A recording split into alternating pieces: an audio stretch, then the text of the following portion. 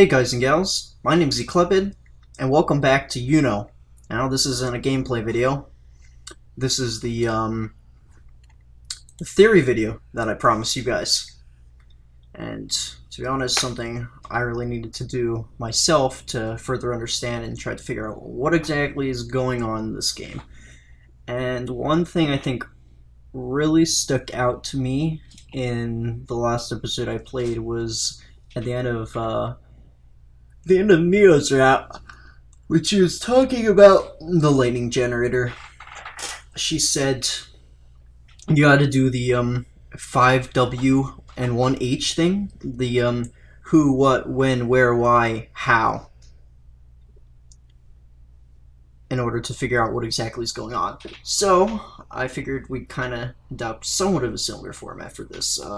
Obviously, it's not going to be exact. We might not cover each of them directly, but we will cover them all as a whole.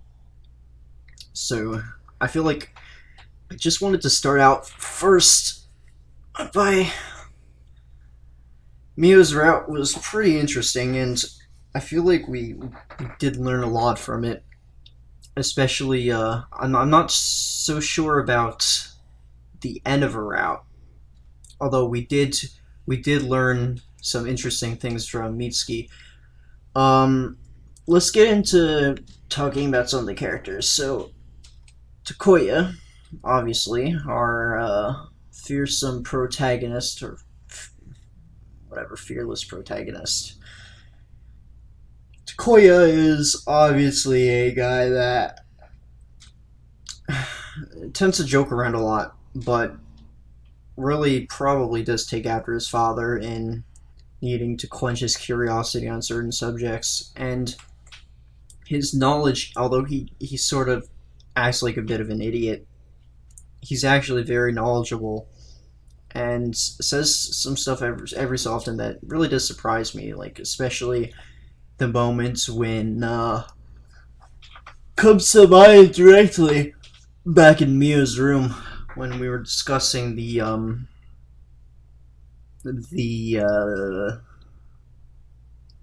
400-year thing. Every 400 years stuff happens, and Takuya brought up the whole Gregorian calendar thing and how in like I think it was 1582 or something, there was a time period where I think it was like October 4th to October 15th or something like that. The time period of 10 days were offset because they somehow got off by the days, and they had to basically skip ahead half of a month, and there's a period of non-existent time in calendar format.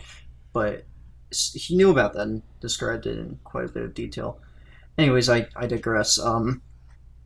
Takuya obviously seems like he's the main character here, and he's gonna be the protagonist of the rest. I know some visual novels like to throw at you multiple protagonists and a switching viewpoint, but I don't think that's what. Excuse me. I don't think that's what this game's trying to do. I think this game's trying to show us everything from the viewpoint of Takuya.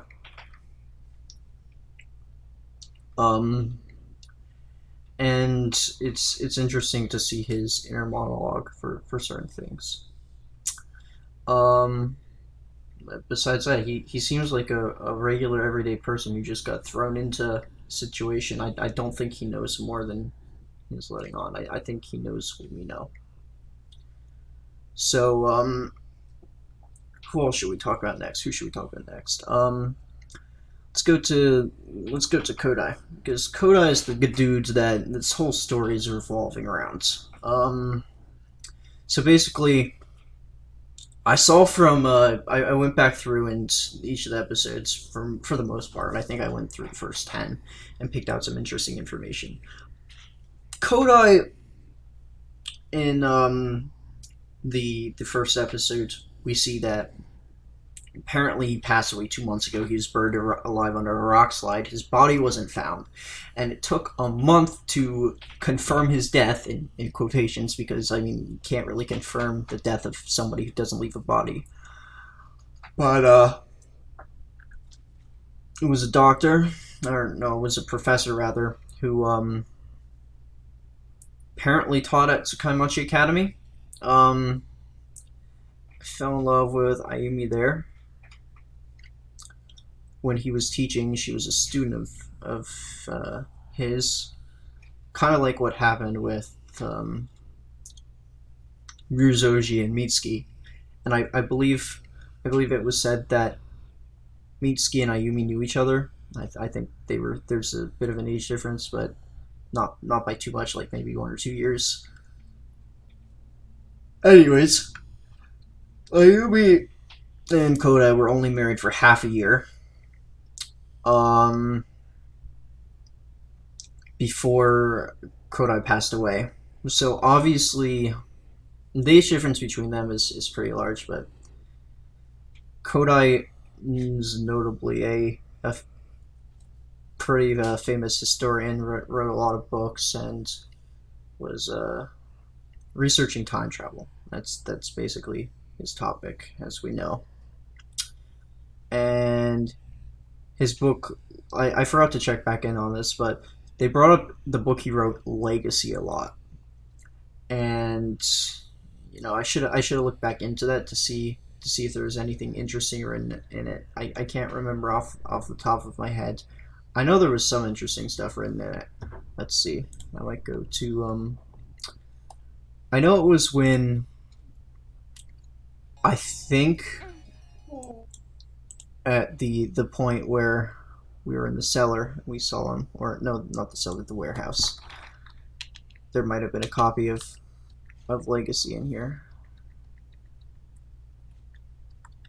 Let's just check to see. At any rate, I know we looked through a bunch of books, and then we got the cutscene with his father talking to us. All right. Yeah, we got this scene. I don't think we actually looked in any of his books, but I know we did get an interesting cutscene with him. Hmm. Interesting. I think it was also one of Legacy was one of the books in the history lab. Anyways, that's something I can check back, but Mio particularly was looking through his works and seemed to be pretty infatuated with him. Thought he was actually a really intelligent dude. Um, then he just disappears, and as we know, the letter from him, I actually ended up writing it all out. He left a letter to Artema saying that his his father was trying to, or Kodai was trying to unite the strings of humanity and history. Um, and now this was all about what if there are multiple paths in which the past could form the present. You probably think this is absurd, but then again, can you possibly prove our common conception is absolute? So, history is an irreversible concept. We must realize that the passage of time exists not as an irreversible but reversible concept. So, history is irreversible, passage of time is not. Which means you can go back in time, but you can't change history of the same timeline, which means you can go back to a different timeline where that history didn't occur yet. Basically. Um, where are we? Anyways, he said, "Take this not as a message of my death, but he said something along the lines of him still being alive. He's definitely not dead, and he definitely decided to time travel somewhere. Where he went, I have no idea. Why he went, I don't know either. Um, I can give some theories, but I want to go through all the other characters first. I'm just going to put down where/y Kodai left. Alright. Now, to Takuya. Takuya's his mother, his birth mother, not Ayumi, his birth mother. We see a few scenes with his birth mother in flashbacks, but we don't see much else besides that, except that we know that in the letter, the mirror is a memento of his mother, Keiko, and it's the strong connection to your mother, to your real mother, would become the trigger to tightly bind you to that place. Um, Now, my theory here is, in terms of that place, it's the world that he was originally in before he ended up jumping world lines, probably. Before any of the arching pathways on the map, and I think that's why he ends up resetting to my Takuya every time like a few dozen hours have passed and he loses the connections with the current world that he's in. He always ends up reverting to waking up at Triangle Mountain, and I think that has to do with the memento of his mother. What his mother, we don't even know how his mother died, how his mother passed away, what his mother even did, but we do know that she's probably dead. I don't think any of this going back in time stuff has anything to do with trying to bring back Keiko. I really don't think it has to do with her. Would I be surprised at this point if this was all a if Kodai did this all to try to get Keiko back? Yes, I would. I would be very surprised. I don't think that's the direction this place is going. Um, Besides that, I'm not sure how important Keiko is of a character, but considering the very little information we found on her, I don't think she's too important. That brings us to Ayumi. Well, obviously haven't played her arc yet, so we don't know too much about her. But we do know that Kodai didn't want her involved with the whole reflector device, the reflector device, and the knowing about the mirror and what he received in the letter. Kodai didn't want him to learn about that, or Kodai didn't want Takuya to tell Ayumi about that because it would just make things complicated for her. And at the beginning, or at the end of the prologue, rather, before the whole Triangle Mountain glitch freak thing with the with the girl, the naked girl, the blonde on the ground. Obviously, Ayumi was there with the Ryuuzoji. Ryuuzoji pulled a gun on us. Why Ayumi was there with him, I'm not sure. I definitely think Ayumi knows a lot more than she's letting on. Since she works at Geotechnics, and one of the things that was brought up in a conversation that Takuya was during one of the parts was spying on Ryuuzoji and Ayumi talking in the hallway of Sakaimachi Academy, and Ayumi mentioned, or Ryuuzoji was trying to figure out why everything was so top secret, and then brought up the excavation and trying to find some type of stone or metal or whatnot, and obviously obviously she, because of her reaction, she does know that something's buried underneath Triangle Mountain, and the meaning excavation leads me to believe that at the end of Mio's route, when Triangle Mountain starts to break apart and stuff, that's the excavation with Geotechnics trying to break down and get into the cave to get the rare metal or whatever. I think Professor Imagawa's journal refers to it as hypersense stone. But we'll get that. We'll get to that later. Anyways, yeah, Ayumi's definitely hiding stuff with geotechnics. Of course, she does mention it's top secret. We'll find out more about her on her route, but at this point, I just know she's a pretty important character, and the significance of her actions yet to be determined. So, next, let's talk about Mio. I have to say I think Mio's probably my favorite character so far. I really enjoyed the moments with her, the kind of laid back moments where it felt like everything in the world kind of stopped just for Takuya and Mio. And Mio's obviously the main romantic interest. Although Mitsuki had a fling with Takuya, it's obviously that Mio's the main romantic interest. And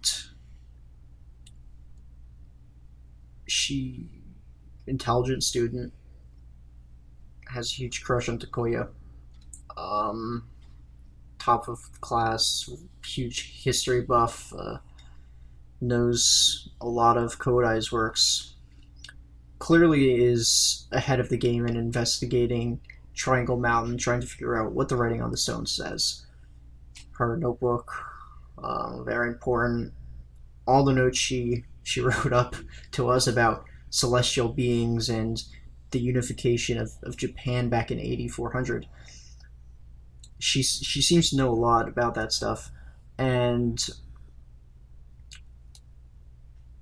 yeah, I don't have too much more to say about Mio other than I think she's going to be in a very important character, and I have some more predictions about Mio that I'll put I'll put in I'll bring up later when we get to a certain character. All right. So yeah. Next is Mitsuki. So this is interesting because you know what? I definitely forgot to figure out what the virus was called. And Mbira, I think. Mbira. Why am I out here? Regardless, when we were in on Mitsuki slash Erico's route, and Mitsuki went absolutely freaking insane. Killed the freaking grandma, and then clearly was possessed. Erico mentioned something about her having Mbira virus or showing signs of Mbira. And I don't know if it's. I think it was mentioned as a virus. You know what? Screw it. I'm gonna go back and check because I wanna make sure I got that right. That was the other thing I forgot to check. Where are we?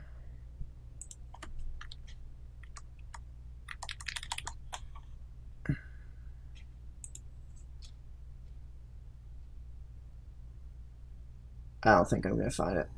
NIRB. NIRB symptoms. NIARB. NIRB. Anyways, Erica refers to whatever she has as NIRB. And I don't exactly know what that is. Perhaps it's a virus type thing. I know there was a point where it seemed as though she was possessed, and I think I'm not sure if it directly or indirectly mentions somewhat of possession, but there's clearly something inside her that's controlling her. Oh, no, it wasn't possession. It was hypnosis. Something about her being hypnotized when she stares into Ryuuzoji's eyes. And Erico asked if Takuya had stared into his eyes for a long amount of time, and he said he didn't think so, and clearly he wasn't possessed, but or hypnotized, but rather a be or sorry, Nairb. Nairb is kind of a virusy type thing. It kind of sounds like a virus, and it reminds me of some slight. Eh, I'm not gonna bring it up. It's another visual novel that I played where couldn't figure out what was going on through most of it, and it was revealed that instead of characters being possessed, which is one of the things that seemed like a pretty interesting theory. Instead, it was a virus that was causing symptoms that caused the characters to go like kind of deranged and mad, and made it seem like they were possessed by something when it was just really a virus. So perhaps this NIRB thing is some type of biological warfare that somehow she caught it from somebody. I don't know. Um. Anyways, Mitsuki clearly has strong will because she was able to kind of fight it towards the end and save to stop herself from killing Takuya. Um, but what the cause of her possession is, I mean, I could say it's a virus, I could say it's hypnosis, but ultimately, I don't think there's enough evidence for either of it. Just yet. So I guess we can move on to talking about Erico.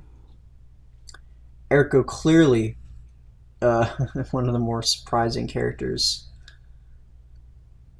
Bamboozled me big time. Um, Especially with the whole double act. You know, I couldn't. I was stupid. I should have realized redheaded characters, pretty long hair. Probably the same person. But we didn't see Erica's face at all. So, and we saw the other girl's face, and it was kind of hard to tell that they were the same person. The game did a good job of it regardless. But so obviously the reason why we kept finding Erica's clothes is because she kept changing into her alter ego, and her alter ego was because she was probably an undercover detective or something. She's somebody undercover, and I don't know who she's investigating for or for what reason, but she's clearly after Ryuuzoji, and she clearly knows that something fishy is going on behind the scene, and especially at the Erico Mitsuki route when she's talking to us in the warehouse or in the storehouse and knows what's up. She's very knowledgeable about the situation. What her relationship to characters are, I'm not sure, because obviously it's indicated that she and Mitsuki have a bit of a background between each other. Um, same with Ryuuzoji. But then again, is it even safe to say that it's the same Ryuuzoji that she always knew? Which is a question to be determined. Now that we can talk about Ryuuzoji, where to start? Ryuuzoji moved to the mansion 2 months before the beginning of the story. Which is interesting because apparently he's a long-term research partner. I don't know if he was there before. He was a long-time research partner of Dr. Arima and Professor Imagawa. I'm not sure if he was at the Sakaimachi Academy before. I forget if he was or not. But at any rate, he moved back to the mansion 2 months prior, and he mentioned two people dying to the quote unquote curse of the mansion. The first person and the second person. Second person. Um, I I'm not sure who, but only at any rate, there's only one death reported, and that's the reason that Takuya started getting suspicious, and we ultimately uncovered that whoever this Ryuuzoji is, I'm not sure at what point he became this Ryuuzoji, but he's different from the original Ryuuzoji because they found Ryuuzoji's body behind the mortar, covered a wall in the storehouse. So whoever the good Ryuuzoji was that was friends with Dr. Arima is no longer exists. Um, Now here's the other thing. This whole lizard race I jokingly brought up, and somebody in the comments reminded me about the whole celestial race that Mio was talking about. Um, at first I'm like, could this Ryuuzoji be some sort of shapeshifter or whatnot? Some sort of double that's clearly not Ryuuzoji, but was just impersonating him. The other thing is, could it actually be Ryuuzoji just from a different timeline, and whatever timeline he was on before, something caused him to become deranged when he got to this timeline and went on his tirade trying to, because he's like, I must get this back, when he was talking about the reflector device in the mirror. He needed it from Takuya. For what reason, I don't know. But if it was some foreign entity, like an alien or a celestial body, that would explain that it's not really Ryuuzoji. But if it's actual Ryuuzoji, then perhaps Ryuuzoji just couldn't say anything. He's legitimately a good guy, but I don't know why a good guy would pull a gun on Takuya and try to shoot him. That's the other thing. Unless whatever he was on made him deranged. Oh, another hypothesis I had is, I just thought of, is this virus slash hypnosis thing could be spread by eye contact for a certain amount of time, and maybe the person that spreads it to another person can control them, but then in turn they go crazy or can be controlled themselves. I'm not sure. Just a random theory thrown out here. Anyway, something's clearly not right with this Ryuuzoji. It's clearly not the Ryuuzoji that Dr. Arima did research with, considering that guy is dead. Ryuuzoji's mother, on the other hand, a creepy old bag, really helpful, gave us the key. She knows more than she's letting on. Oh, no. I gotta go back to Ryuuzoji quick. Ryuuzoji, this actually kind of goes with Ryuuzoji's mother. Ryuuzoji's mother found dead in the mansion, or in the storehouse, holding Ryuuzoji's journal. One, why is Ryuuzoji looking everywhere for his journal when obviously it's his journal and he should know where he put it? Oh, it's because it's not the Ryuuzoji who wrote the journal originally. But whatever was in that journal, did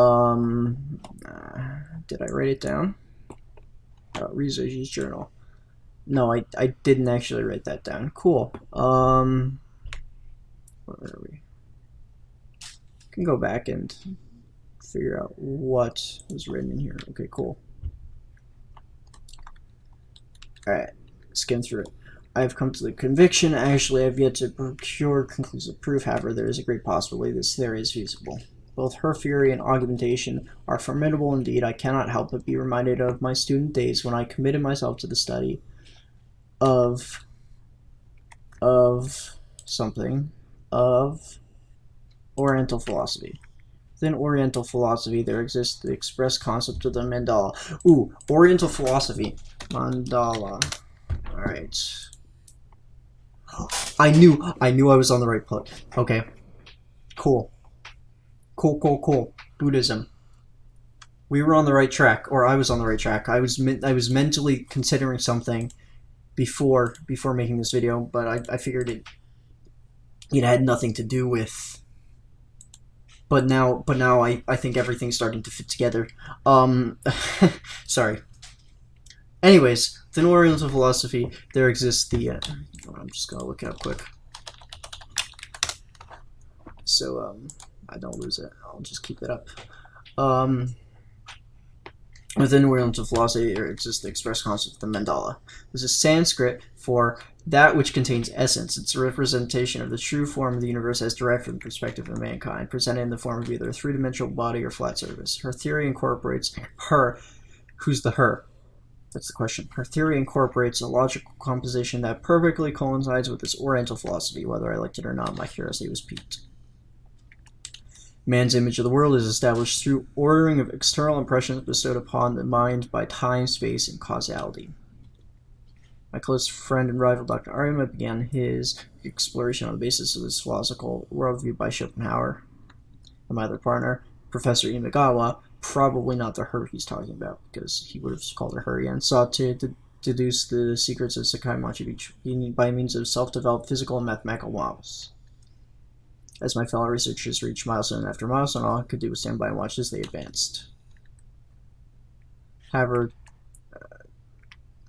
there we go. However, this has come to pass thanks to the theory and proof that she provided. I now have become able to make agile progress. The theory and proof she provided. Who is she? The pronoun comes up with alarming frequency in Ryuuzoji's journal. I think I know who the she is. I think I definitely know who the she is now. I think we have enough information to deduce that. Certainly because of her arrival, both my research, ambition, and activity have increased substantially. However, at the same time, my body is being exposed to extraordinary danger. That is... Dear Lord, she is certainly devil incarnate. I do not mean this as a literal expression. She is a bona fide devil indeed. It is dreadful. The scrap of that Mitsuki-san showed me probably came from somewhere around here. Yes, she is the devil. Bona fide devil. Madman. And then, if I die soon, my journal, my eyes hurt. My eyes hurt. Hypnotism? Possession? Probably.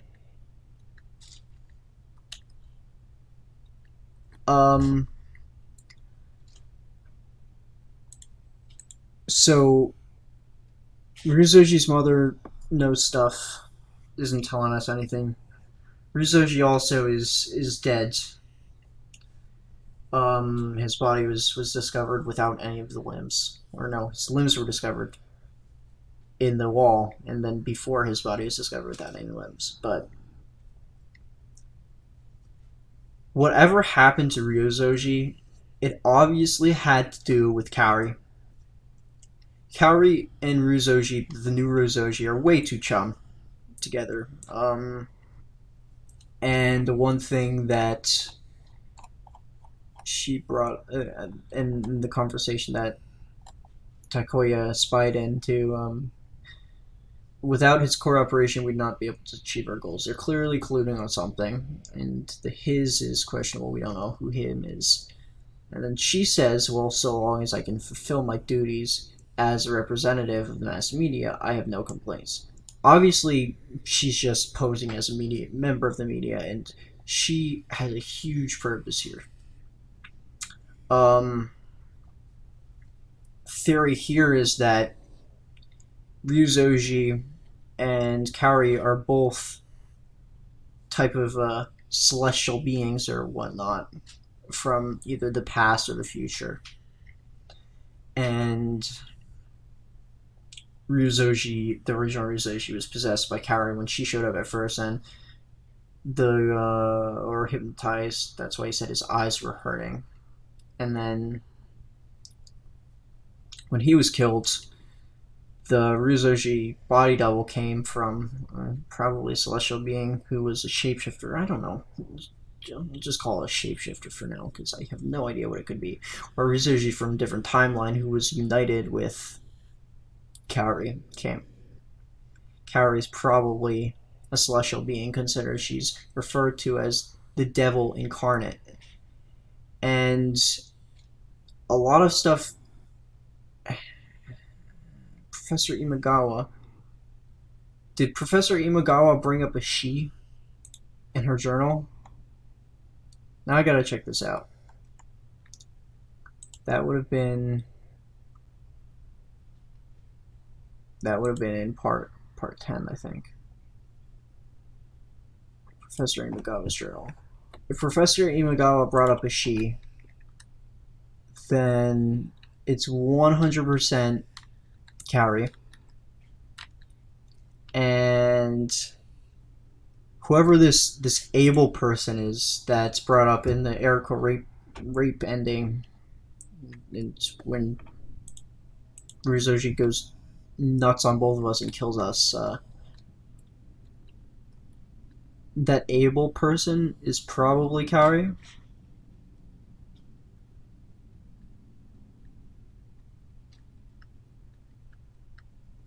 I mean, that's what I would assume. And Abel was brought up. Abel was obviously a name from the Bible. Cain and Abel. Can Abel be a girl's name though? Let me see. Abel.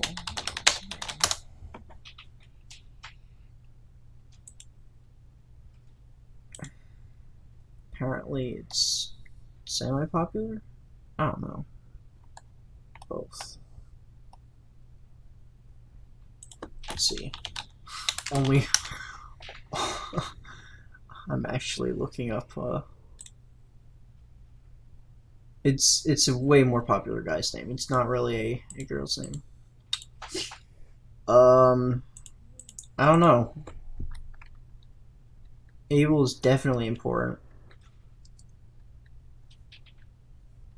Let's keep looking through this video quick.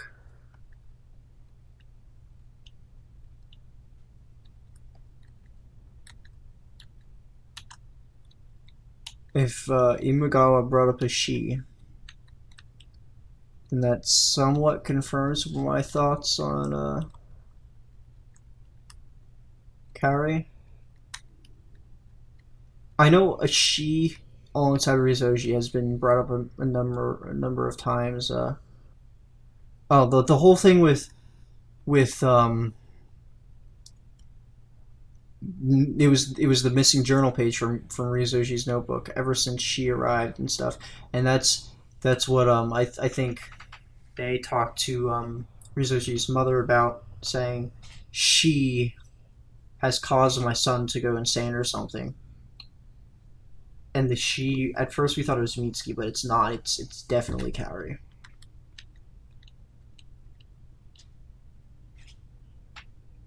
Angel and devil most likely symbolize a consciousness and unconsciousness, respectively, and then the symbols represent both numbers and letters simultaneously. Alright.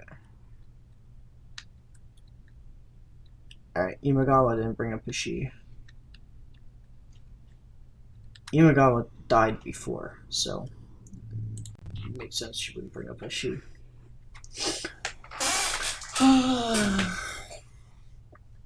Speaking of Imagawa, Imagawa obviously a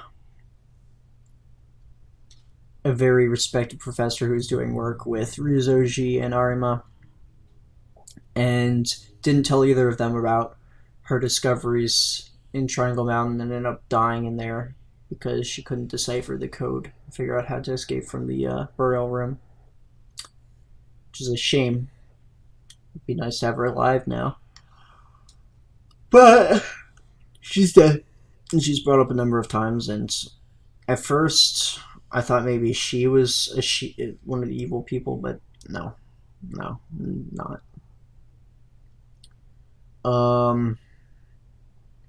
Which brings me to a few more people.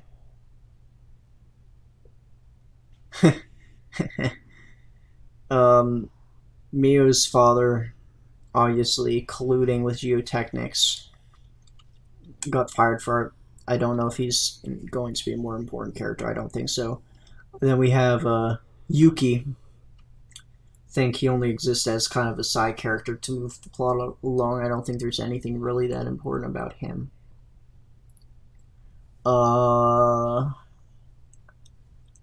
There are some really important characters. We gotta talk about those still.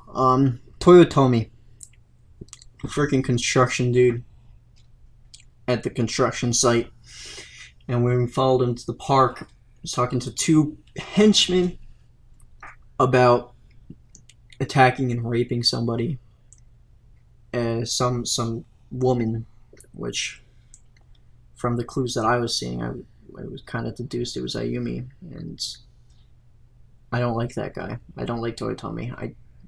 He obviously,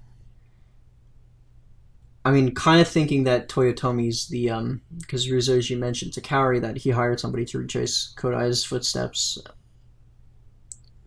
He said the person wasn't that great though, so it might be Toyotomi, especially since Toyotomi's close to Ayumi there. Although he seems kind of stupid to be like an investigator. Although, then again, it could just be a big ruse, and Toyotomi's really... I have no idea. All I know is Toyotomi's a bad dude, and there's something going on with him there. I think it probably connected Ryuuzoji. And then there are two more characters left.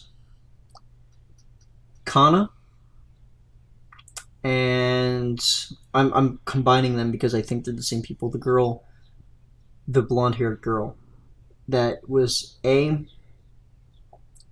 at Triangle Mountain at the very beginning, and B in Triangle Mountain in the cavern that appeared like a ghost or whatever. So both of these characters, Kana and whoever the girl is, I'm assuming this girl is the mysterious, the cover girl of the game, and I have a feeling the girl is she's so I'm gonna call her They both are very, very instrumental in this whole process. Kana A knows so much more than she's letting on. She was constantly at Triangle Mountain, warning us about things, being very cryptic on the roof. The thing about Kana that scares me the most, I guess you could say, is that, not necessarily scares me, but when when we were at Triangle Mountain the first time, when we read Kodai's letter to meet somebody at Triangle Mountain to give the reflector device to, it said there will be a person waiting there. Obviously, he did not mean Ryuuzoji and Ayumi, because he specifically said, don't let Ayumi know about this.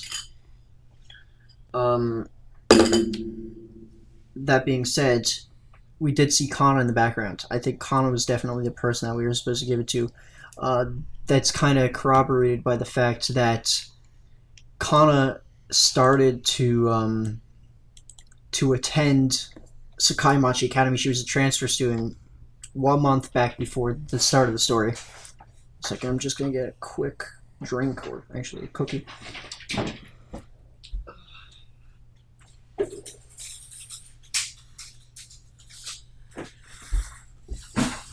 Alright, I haven't had much to eat, so I'm kind of hungry.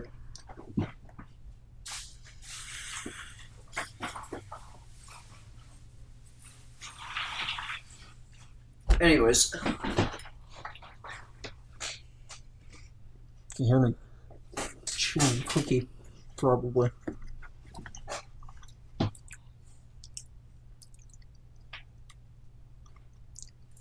I think we can deduce that Kana was the person we were supposed to meet with. That she watched it, she observed everything that was happening. She was probably thinking, oh shit, what's happening? Why is this going wrong? Why is Ryuuzoji here with a gun? So, it leads me to believe she knew Kodai pretty well. Which also leads me to believe she's involved in the time travel bullshit. She definitely knows a lot about that. So yeah. Especially considering we saw her a lot entering and exiting Triangle Mountain. I would believe, you know, I just said, you know. This leads me to my next topic for discussion. Who is Kana, and where does she come from?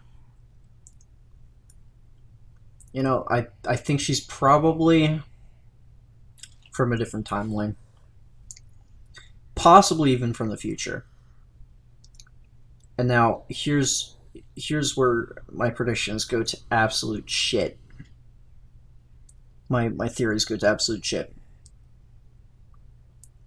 Either Kana or, you know, because they're clearly helping us along. They're clearly on our side. One of them, or perhaps both of them, they might be the same person even, is the daughter of Takuya and Mio. Coming from the future. Because something got real screwed up in the future. She's coming back trying to stop it from getting screwed up. Now, this is obviously has parallels to Steins Gate and a certain character from that. But I mean, that to me is very convincing because Takuya clearly feels a connection to the girl at the beginning. Let's go back to the beginning of, or to where popped up where we saw her. I think it's her because I think they're the same character. All right.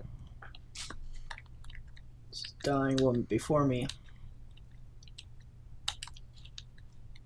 Let's fast forward a little bit. Oh, she disappeared. Alright, cool. When did she kiss us? That's the question. Did she kiss him on the lips? Yeah, she kissed him on the lips. There goes my theory. I'd like to think there goes my theory of that being Takuya's daughter. Because you'd think if it was, she'd just kiss him on the cheek or something. Question is, why is she also wearing no clothes? She randomly appeared there.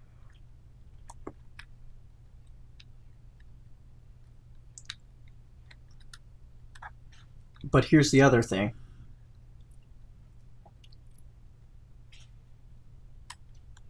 She said you before, something why you. I did see it as we were scrolling through.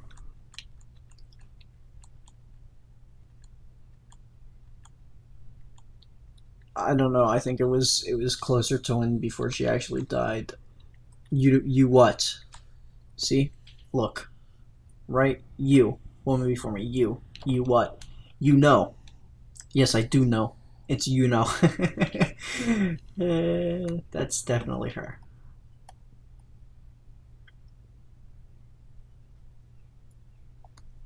So maybe Kana's the girl from the future. Who's her daughter? Because I'm dead set on one of these people being from the future and being our daughter. I'm dead set on that happening. Either Kana or Yuno. I kind of feel like they're the same person too, even though they look completely different. They're same person theory's been used in other games and stuff that I've done. So just because they look different doesn't necessarily wipe that theory off the boat for me.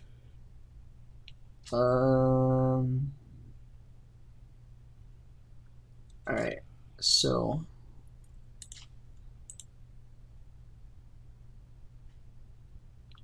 Lake Woman, where are you? Long blonde hair.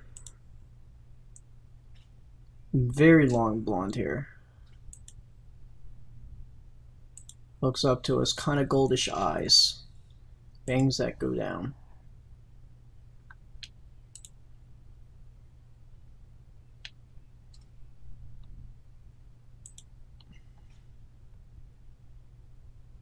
Elfish ears. Those ears are pointed. Let's see, where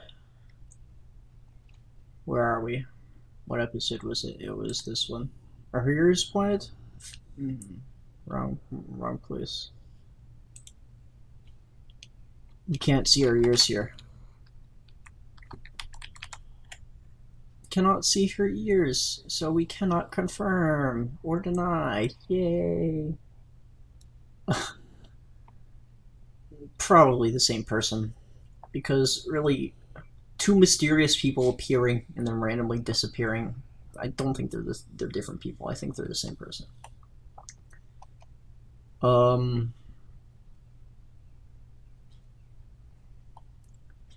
And this is...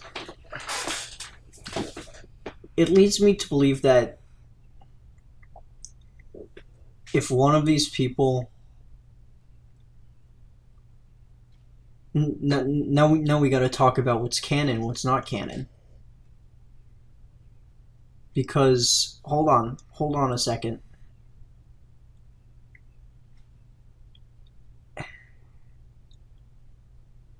Which Mew ending is canon?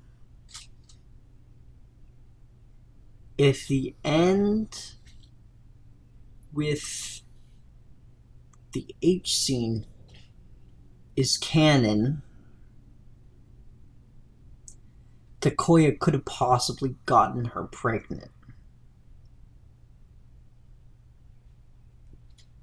That's just a theory, which is why I'm gonna call this girl Yuno still. Why Yuno showing up makes me feel like at this moment, especially as like a shadowy type form, especially when Takuya is with Mio. And this didn't happen on Mitsuki's route either. It happened on Mio's route. I'm pretty confident in saying that I think she is the daughter of Takuya and Mio.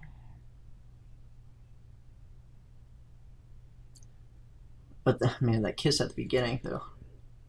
If she's the same person as that girl that was found, I don't think they're the same people, honestly, because Takuya and Mio, neither of them are elves. Neither of them are elves. So this might be Yuno, and the girl at the beginning. But the girl at the beginning clearly said, "Why you? You something." Maybe the girl at the beginning is Yuno, and not her daughter, and this is our daughter, but not Yuno. Then where does Kana fit in? Because I feel like Kana's definitely from the future, or from somewhere, and more of a knowledgeable place about this entire situation. Kana has a lot more information than we do.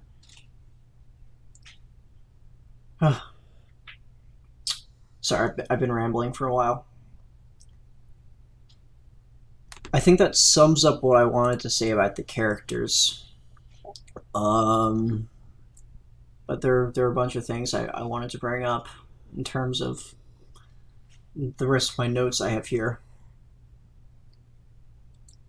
Now, oh, where were you?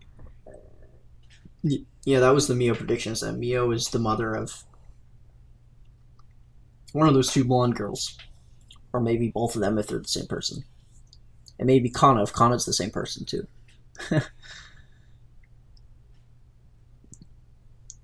Where slash why Kodai left?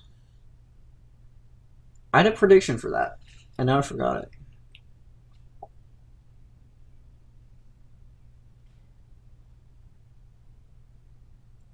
Kodai probably left all of a sudden because he had to go back in time to save somebody or something.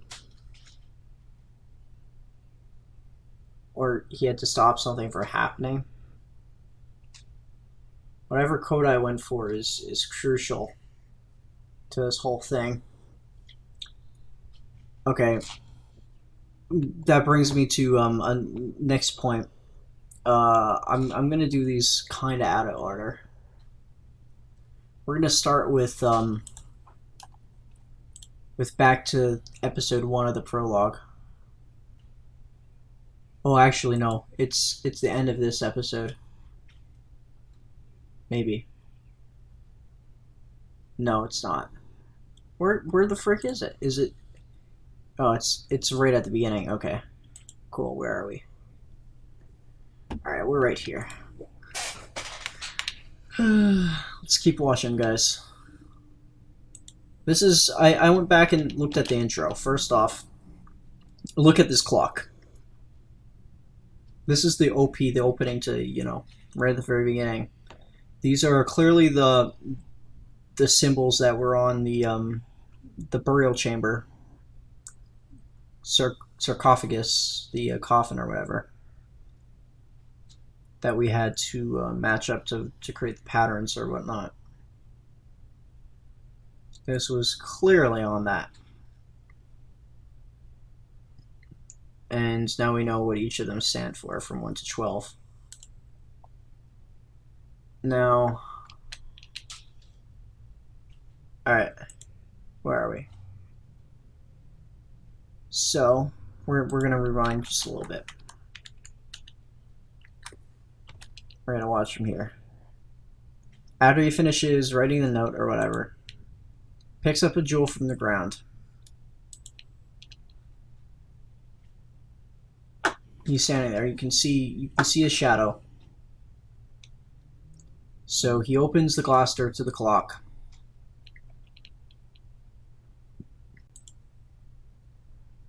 That really doesn't make it much bigger. Then he opens. This is probably important. I just passed over this. You see a shadow. He opens up the glass to his clock. He presses on the 6. Then he presses on the 3. And then when he does that, the clock face opens. And he puts the jewel, this little container thing, in the inside of the clock. Then he closes it. Then when he closes the glass, ignore this thing that looks like freaking weird rabbit thing with rabbit ears. That's creepy as fuck. But see this shadow that wasn't here before? Long hair. Looks like bangs here. I think you can see the outline of her face and chin right here.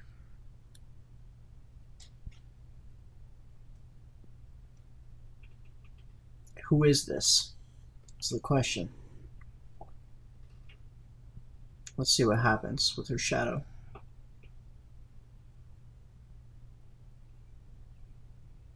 Oh. Nothing. At any rate. Oh. No. I was stupid. There we go. So, yeah, then this happens.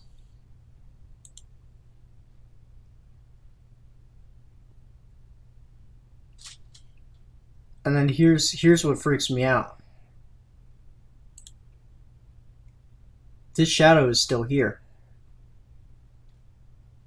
This frickin' shadow is still here. His is gone. whoever this girl is, either he teleported out of there or she like kidnapped him or something. Maybe he actually is dead then.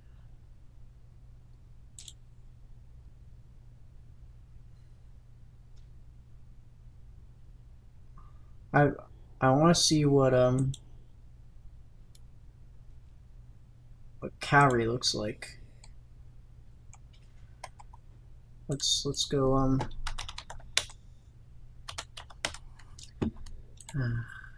gonna have to look at my history quick because I had a page up before. Got to figure out where it is. Probably not gonna find it. It just had the character pictures on it.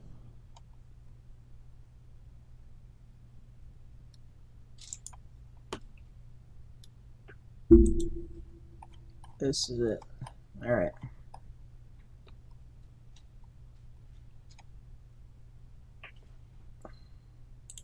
That's Kana's picture. And then frick. I'm really bad at this. Alright. Bangs over the eyes, hair down. Girl looks shorter. Bangs over the eyes too.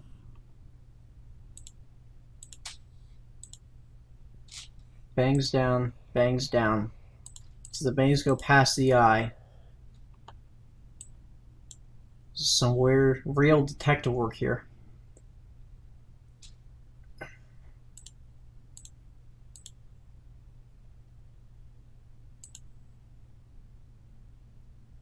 Pointed chin.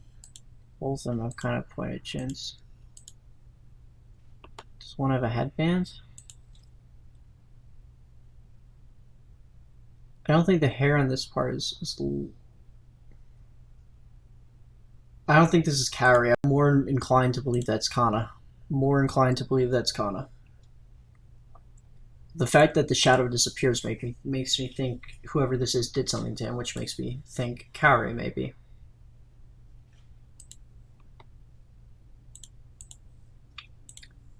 I could be reading into this one too much, and it's not a shadow at all. But this is definitely a shadow from somebody. This game hides a lot of hints everywhere, and it's hard to tell what you should look at and what you shouldn't. Anyways, so what else? We talked about the intro. How about a whole thing with there's something I want to talk about. Question is, do I talk about it now or not? Nah. We'll wait. We'll talk about this at the end probably. So, the whole thing with geotechnics. Obviously, they're hiding stuff. Obviously, I think we've deduced the construction right now is for the sole purposes of getting the hypersense stone, if we're gonna call it that. And that's why everything's top secret. In terms of occurrences, 400 years ago and 1600 years ago. In fact, occurrences happen in 400 years according to Mio and Dr. Arima. Both of them have the whole 400-year occurrence thing. Where is the I'm gonna do Control F for 400. Why not? All right.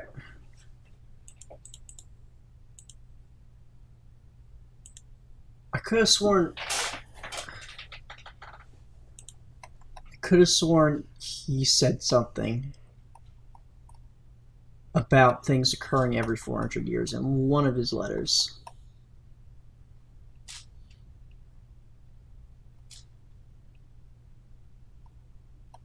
Maybe not. I know Mio definitely did. And maybe she read in one of his books that things happen every 400 years. Maybe that's what maybe that's what was in Legacy. Oops.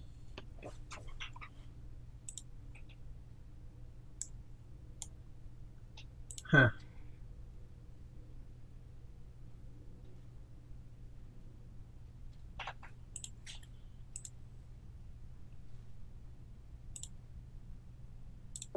Oops. Apparently I was still in a Discord room. Where was I? Yeah, 400-year occurrences. Shit happened 16 years ago. 1600 years ago.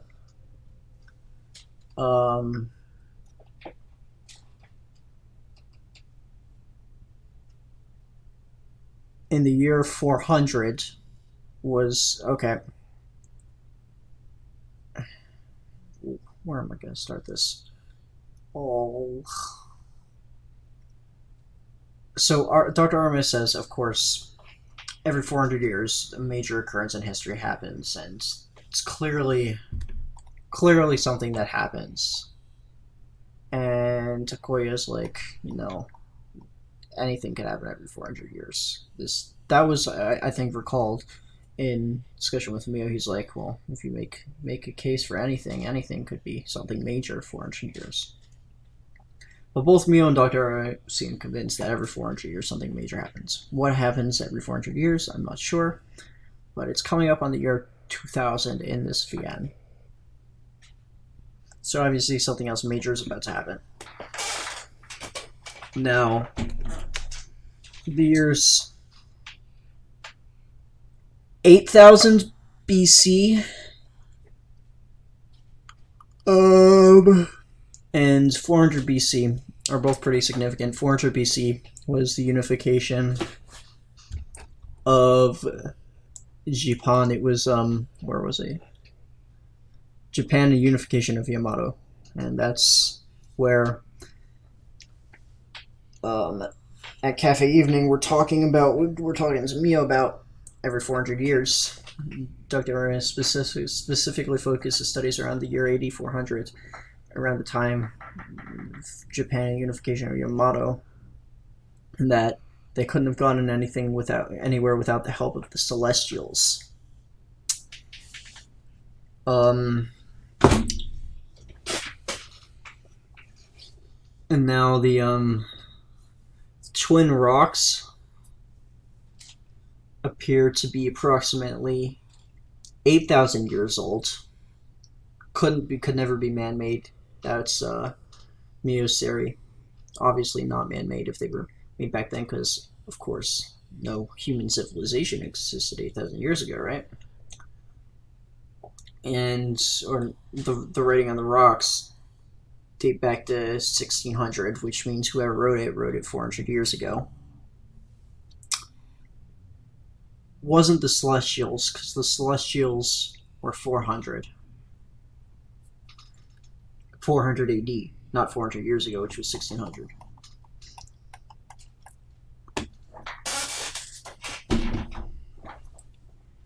Now, what are we going to talk about? This hypersense stone. No idea what it does. No idea what it's used for. Except that lightning generator thing was lighting up a lot. Looks like it might have been made out of that hypersense stone, because it was glowing blue, just like the stone. Whatever the stone is, it's pretty valuable, and it's mentioned by a bunch of different people. We'll have to see what that is. Then we have the lightning generator. No, we just talked about that. Well, we can talk about it more. We can relate the lightning generator to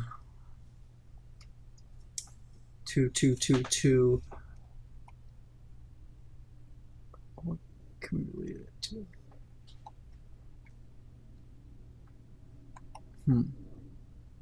Oh, the tapestry. Yeah. Lightning generator can be related to the tapestry because the tapestry depicts, and I'll scroll down to it, lightning coming from the top of mountain type thing. Or rather, it looks like a little outside it from the sun, striking down all these people that look like they're in pain and agony. And it looks like a mountain with two rocks in front of it. It looks like Triangle Mountain. And that's what got them thinking that Triangle Mountain had some sort of secret hidden in it. And it's ironic that whatever was in Triangle Mountain mirrors what's on the tapestry, considering the age of the tapestry. It's almost like the tapestry was a prophecy. Question I have is, in Imagawa's journal she left that we found in the burial chamber, she said that it appears that the whole underground burial thing is 800,000 years old. 8,000 years old. She's like, this is impressive, this is groundbreaking, because it could completely change our entire history of Japan and how we think of early society. Except that I don't think, honestly, don't think that changes much, because people could have gone back to in time to then and built stuff. But that wouldn't have changed necessarily. You can't rewrite history. You can only rewrite time. You can't rewrite history. So you can't change what happened in history. You can't add something to a certain timeline that wasn't there before. You can only change a different timeline when something hasn't happened yet.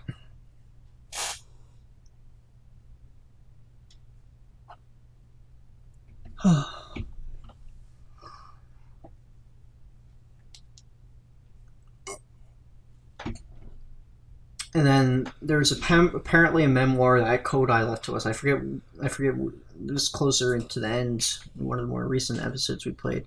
But there was a memoir left in his office that we were supposed to read.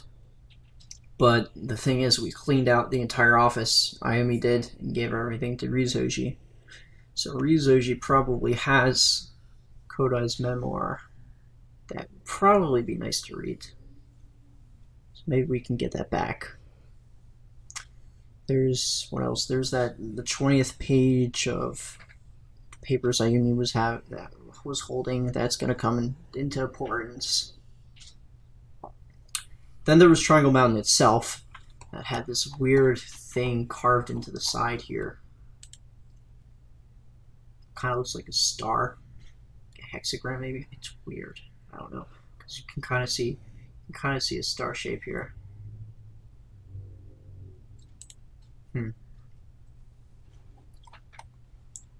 And then the whole tunnel system and the carvings in the ground. One with a crown. One looks like a devil, and we've seen devil brought up, describing that woman, whoever that woman is, probably Kaori. It's probably a celestial.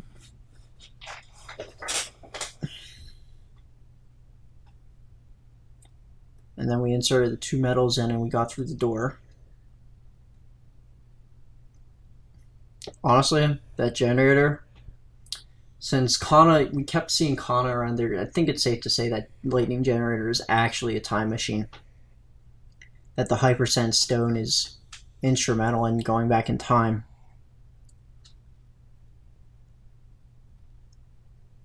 And that the lightning is an unintended side effect of it, maybe? I don't know. Then, of course, there's that weird secret room in Ryuuzoji's mansion that led to that weird machine thing that sent us back into Mio's closet. It's like a mini time machine. I had no idea what that thing was. It's creepy as fuck.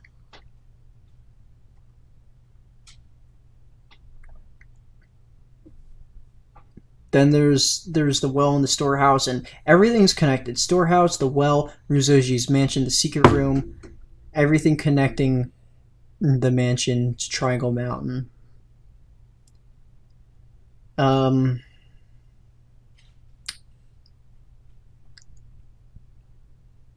Let's see. Alright. I'm going to talk about a few things before we're going to end this off. I wrote out the entire letter from Kodai to Takuya. That's this. if you wanted to pause and read that thing in the beginning just a little bit ago, and then this, you can if you want. I'm not going to read it all out. So, just somewhat of a time of events. Part 1, I went back through video by video. So we saw that Kodai passed away 2 months ago, and his death wasn't really confirmed. But then we have the, in the main hall of the school, this weird sun thing, this statue, or whatever this thing is. There's 2 rainbows. And I couldn't imagine that they're just there for aesthetics. I mean, it seems to me that everything in this game has a meaning, and especially since this is in Sakaimachi Academy, makes sense if these had something to do with the story too. Then part 2, we learned about Ryuuzoji moving into the mansion. Triangle Mountain is called a shrine. Brought up a guardian spirit residing within the mountain. Oh, then we kept getting all those silent phone calls. What are those about? Is that Kodai trying to call us from a different dimension? Then another letter about, or is, no, this is the same one. Then the woman with the elf ears appeared on the rock bed, naked, and kissed Takuya, died, and disappeared. Ryuuzoji and Ayumi appear. Ryuuzoji says she's been cast off into the flow of causality, and kind of thought here that Takuya's mother was the trigger for jumping world lines. The earthquake started, which was probably a lightning generator because everything flashed. Somehow Ayumi is involved because Ayumi was there. Then we have the documents on parallel world constitutive theorem, which is, again, not going to read this all out, but it's about how the whole reflective device works and going from world line to world line, or timeline to timeline. Then he wrote out a whole explanation about event elements, nodes, antinodes, present target event, snap through buckling. I read through all of this. I might talk about this later in another video. This is all more scientific stuff. Right now I'm pretty tired, so probably not going to talk about all that. You can read this as if you want screen caps, because I kind of got tired of typing it all out. This was the second explanation of it.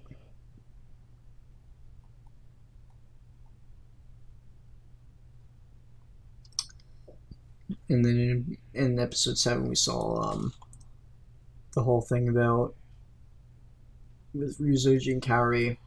Episode 6 we saw the conversation between him and Ayumi about geotechnics digging for a strange mineral in the tapestry. Somehow we were able to randomly find the exit in the lake. Randomly find the exit.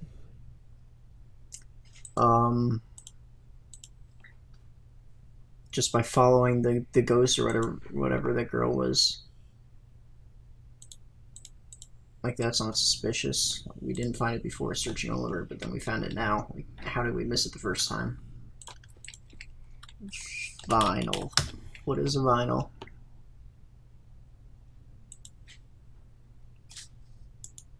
Vinyl. Polymer.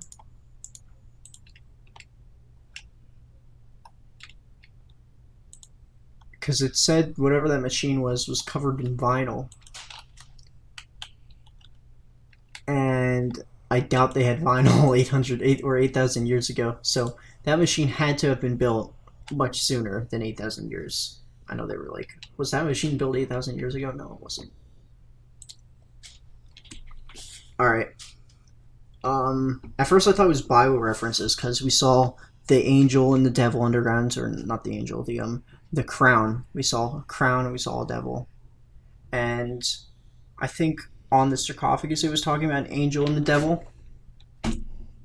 We saw the depiction on the tapestry, and then the name Abel all kind of makes you think about the Bible, but where was it? It was... I'm pretty sure it was something Imagawa said. Oh, I have to go back and find it. First I looked up the history between or the unification of Japan in 8400. Didn't find much regarding that. But then, it was back earlier in the beginning of this video when I started freaking out. I forget which video I was looking at, but it was with it was definitely something about... What did I Google? I can't remember what I Googled. Let's see. It was mandala. So I Googled mandala and saw it was Sanskrit. And spiritual and ritual symbol. I feel like we've seen this somewhere. But anyways, they were talking about Buddhism. Then I remembered. I'd actually looked up before. I typed in Japan Celestials. They came up with this Buddhism stuff, tenon. It's like, this is Buddhism. How does religion really have to do with this at all? And I saw spiritual beings, and it kind of reminds me of like that, the demon and the angel, and its crown and whatever. The biblical references, kind of the religious references. It wouldn't be biblical, of course, because Buddhism isn't biblical, but then I took a look at these.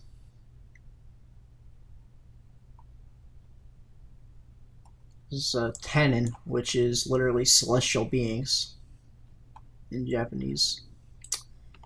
But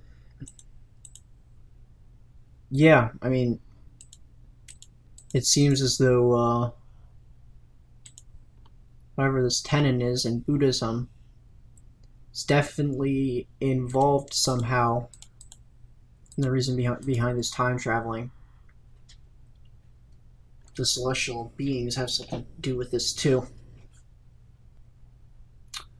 I don't know much about Buddhism, but it's definitely something interesting I stumbled upon. And then when I looked back through videos and found mandala, and I looked that up and I saw Buddhism, and like, wow, maybe I was on the right track. I've been rambling for quite a while. Sorry, I'm kind of getting a bit sleepy too, and I haven't eaten much, so probably gonna end it off here. I mean, I don't have too much to go off of. I mean, I do have 2 routes to go off of, but definitely kind of pose some theories and kind of have a sense of what's going on, but in the end it's gonna